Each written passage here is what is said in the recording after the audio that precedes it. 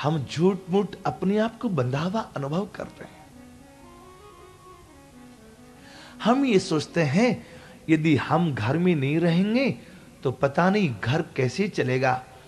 हम यदि दुकान पे नहीं जाएंगे तो पता नहीं दुकान चलेगी कि नहीं चलेगी। हम अपने आप को पता नहीं क्या मान बैठे। आप जरा घर से 4 दिन के लिए बाहर जाके देखो, घर वाले कितने खुश होते हैं कि बड़ा अच्छा हुआ। 4 दिन के लिए तो शनि की दशा थोड़ी शांत हुई।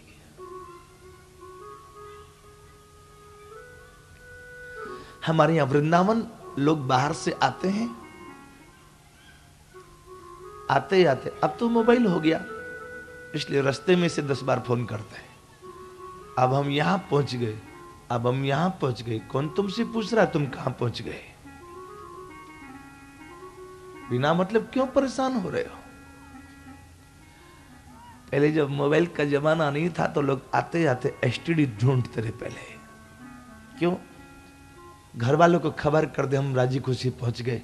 हमने कहा तुम्हारे लिए कोई महामृत्युंजय जब करवाने वाला नहीं है, तुम शांति से बैठो।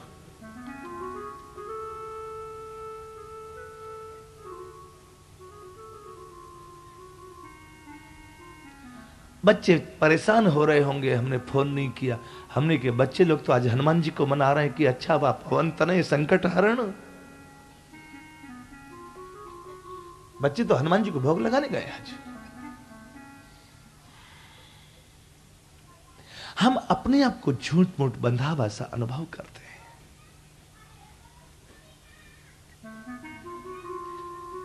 और उस चिंता में, रात दिन की बेकार की चिंता में, जो हमारे बस में नहीं है, जिसमें हम कुछ कर नहीं सकते हैं। चिंता के अलावा कर भी क्या सकते हैं। और हम एक चिंता, बेटा पढ़ता नहीं है, अब तुम्हारी चिंता करने से बेटा पढ़ ले तो कर लो।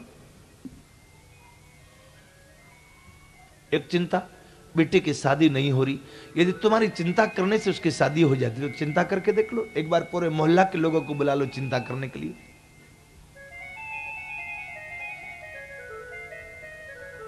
काम नहीं चलता, बड़ी चिंता है, यदि तुम्हारी चिंता करने से तुम्हारा काम चल जाता हो तो कर लो।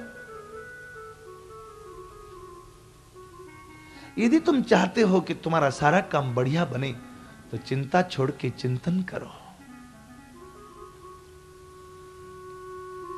गीता में ठाकुर ने कहा अनन्यास चिंतयन्तु माम ये जना पर्युपास्ते तेसाम नित्याभियुक्तानाम योगक्षेमम वहाम्यहम्। अरे जीव तो अनन्य भाव से मेरा चिंतन कर तो फिर मैं तेरी चिंता करूंगा। चिंता मेरे राम को, मेरे मन आनंद।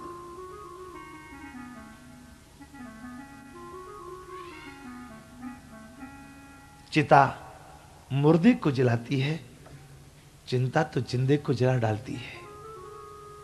अरे जब मुर्दा को प्रभु देते हैं कपड़ा लकड़ा आग, फिर जीवित नर चिंता करे वाको बड़ो अभाग। जब मुर्दा को प्रभु कपड़ा लकड़ा अग्नि देता है, फिर यदि कोई जीवित आदमी चिंता करे तो उससे बड़ा दुर्भाग्य क्या होगा।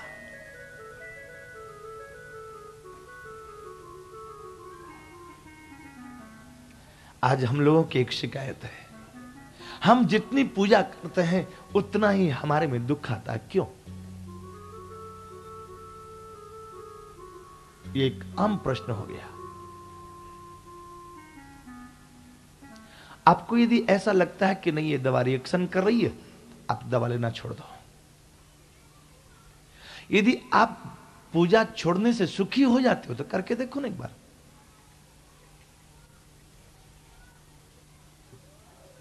भगवान को आपकी पूजा का वोट थोड़ी चाहिए कि आप पूजा नहीं करोगे तो उसका वोट कट जाएगा, फिर वो हार जाएगा।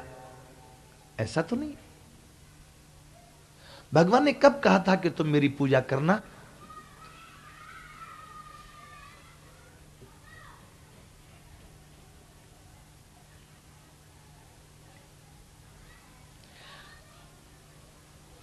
भगवान ने तो एक बार भी आके हमसे कहा नहीं, फिर हम क्यों करते पूजा? क्या जरूरत है?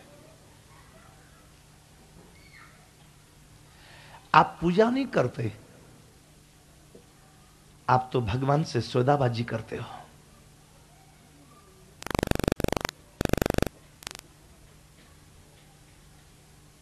हम तेरे पास 5 मिनट बैठे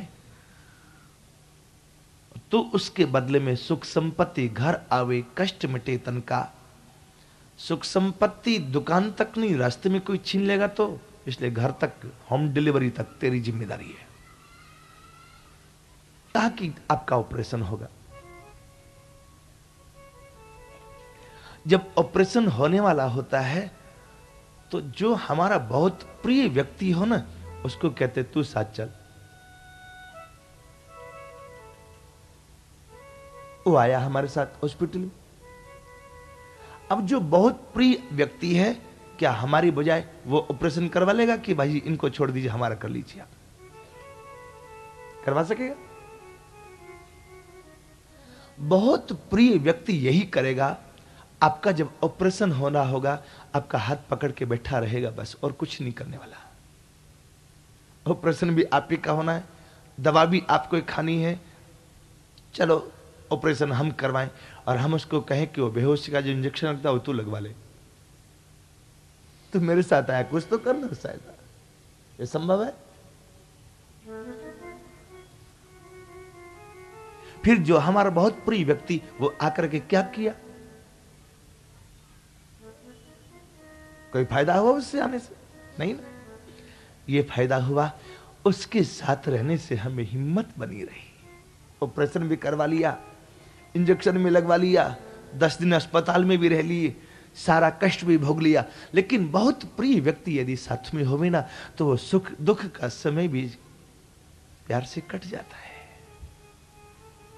ठाकुर कहता है मैं तेरे साथ रहूंगा, तेरा हाथ पकड़ के रहूंगा, ऑपरेशन तेरे को करवाना पड़ेगा, मैं नहीं करवाऊंगा वो। हम भगवान की पूजा करते हैं, इसका मतलब भगवान के ऊपर कोई एहसान करते हैं कि हम तेरी पूजा करते हैं, फिर इतना दुख। हमसे बहुत लोग, हम कहते बंद करो पूजा करना, कोई जरूरत नहीं है, उसको तुम्हारे वोट की जरूरत नहीं है।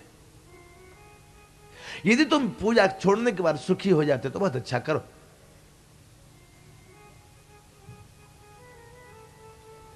पर उस परमात्मा को छोड़ के आखिर जाए तो कहां जाए? कोई ठिकाना भी तो नहीं मिलता।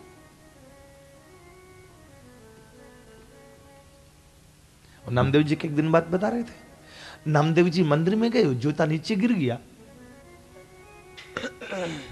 जल्दी में गए तो याद नहीं रहा कि जूता मैंने पहना हुआ है। पुजारी ने कहा, हे भगत, जूता पहने मंदिर में आया। नामदेव जी बेचारे घबरा गए, कान पकड़ने लगे। उन्होंने जूता खोला और अपनी कमर में गमछा बांधे हुए थे, उसमें लगा लिया, हाथ उठा के कीर्तन करने लगे। फिर जूता भगवान के सामने में गिर पड़ा। पुजारी ने धक्का मार के निकाला वहां से कि तूने पूरे मंदिर को पवित्र कर दिया, जूता मंदिर में लेके। नामदेव जी नाराज हो गए ठाकुर जी से, जाके परिक्रमा में पीछे बैठ गए।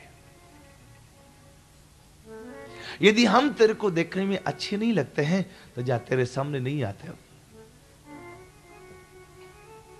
मंदिर के पीछे परिक्रमा में जाके बैठ तो गए, 2-4 मिनट तो गुस्सा रहे, लेकिन अब बिना कीर्तन के मन नहीं मानता, फिर रोने लगे।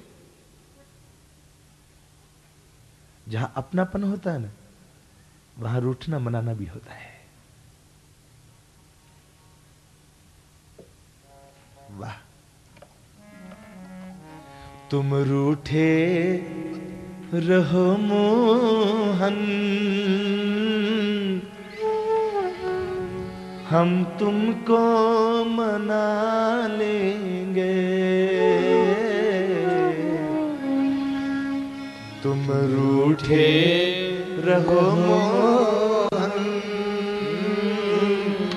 हम तुमको मना लेंगे। आहो में असर होगा, घर बैठे बुला लेंगे।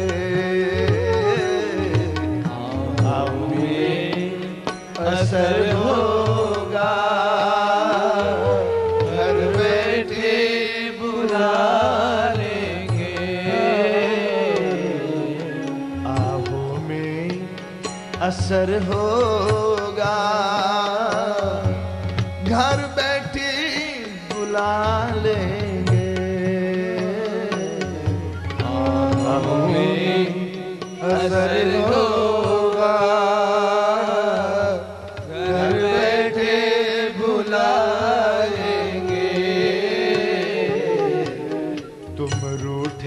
रहो मोहन। हे हरि हम तुझको मना लेंगे। तुम रूठे रहो मोहन हम तुमको मना लेंगे।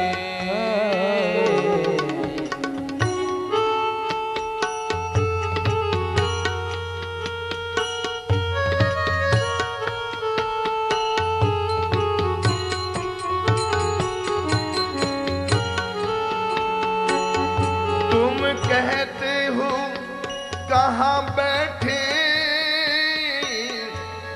तेरे पास आसन है। तुम कहते हो कहाँ बैठे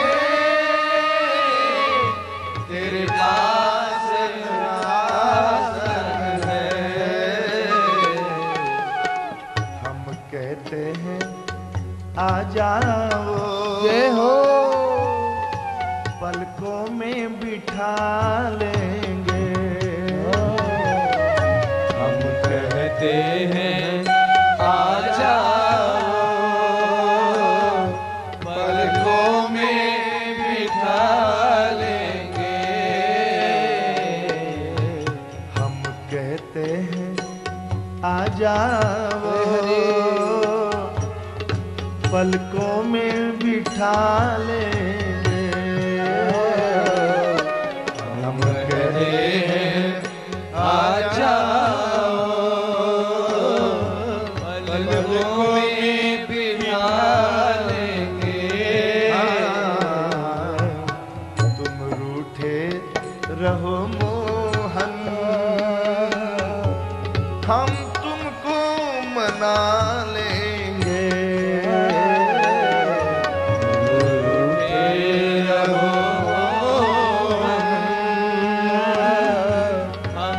तुमको मना लेंगे।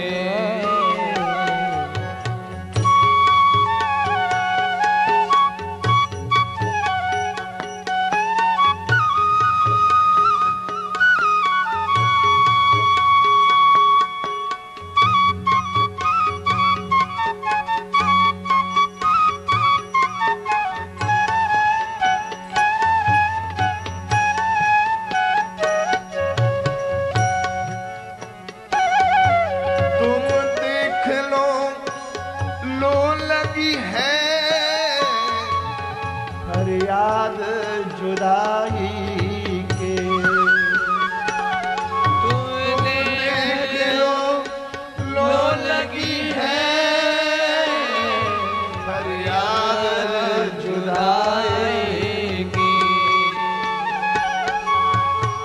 ये आंसू प्रेम जल है